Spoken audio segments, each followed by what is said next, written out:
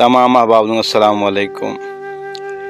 अज बार मौका पत्तन टिब्बा कैमदीन कुदरती कल्ले बैठे, कोई बेड़ी मुसाफिर नहीं है। कल्ला बेड़ी का इंतज़ार कर रहा हूँ। तो अपने शायर पंजाब की धरती का मान मार गुलाम अहमद दर्द साहब याद आ गए। अल्लाह उन्होंने गरी के रहमत करे।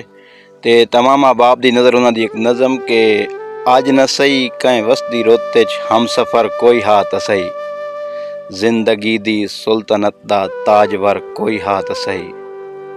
भावें चेता जाते नहीं पर ए तो कुछ याद है, जेड़ा लैंदा हा खबर शामो सहर कोई हाथ सही। दोस्ती ते दिल लगी दा सारे जग तू ओपरा, तगिया भावें सिलसिला बहु मुख्तसर कोई हाथ सही। कोई रलिया रल के फुटिया फुट के कहीं दा बन गया, अज भी है जैंदी मुहब्बत दा असर कोई हाथ सही।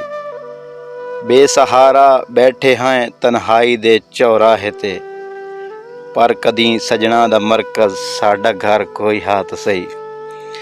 अज तहन याकूब वांगू कुर्ब दी मजबूरियां, दर्द जैंदा होंदा हा जानू ते सर कोई हाथ सही।